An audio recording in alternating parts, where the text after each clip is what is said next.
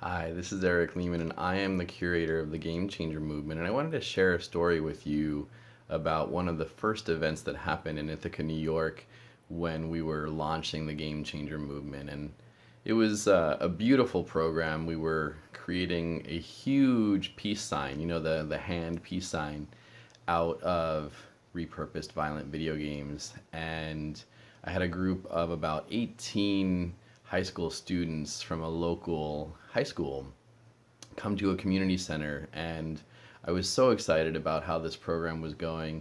So we first started to talk about social entrepreneurship and what it means to care about something and to do something that you care about, and then see what that action leads to. So I was really on this amazing role.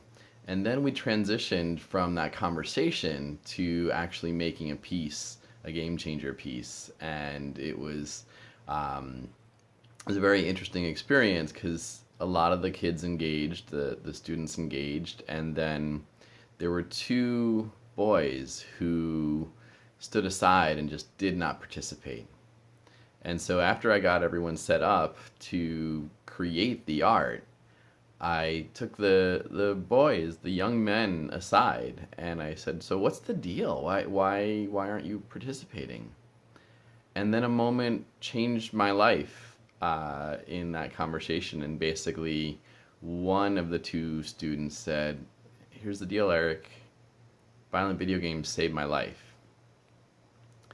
And quickly, my heart was just like confused. And then I got it. And then he explained more. He said, "Here's the situation at home.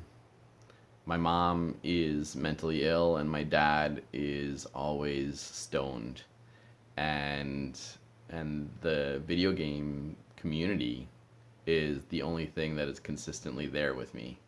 And so the games got me through my highs, my lows, my everything."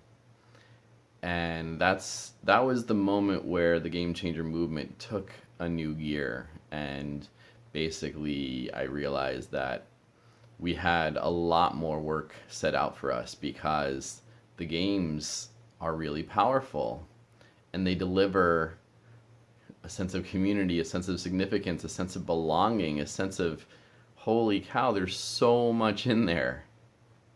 And yet at the same time, kids are ingesting a toxin, and I realized that that's not okay.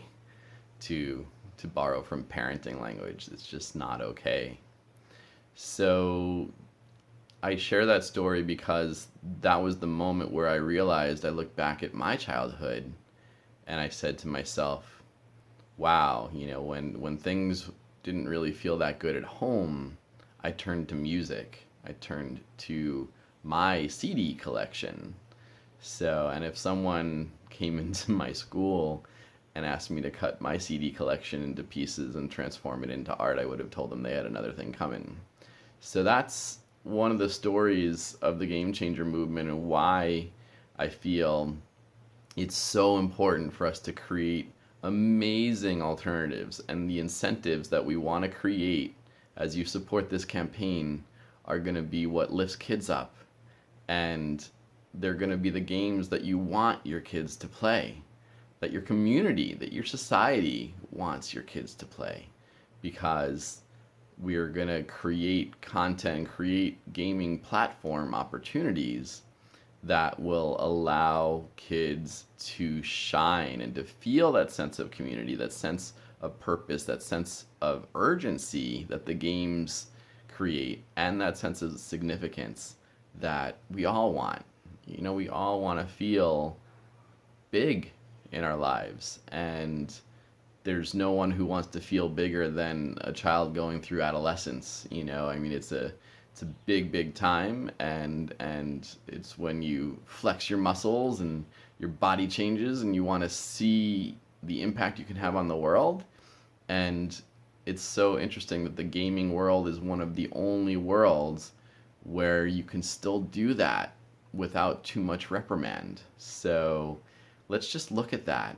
And I'm so excited to share this story with you. And I'm grateful that that story happened. I'm actually so grateful that those two young men decided not to participate that day so I could take the Game Changer movement to a higher level.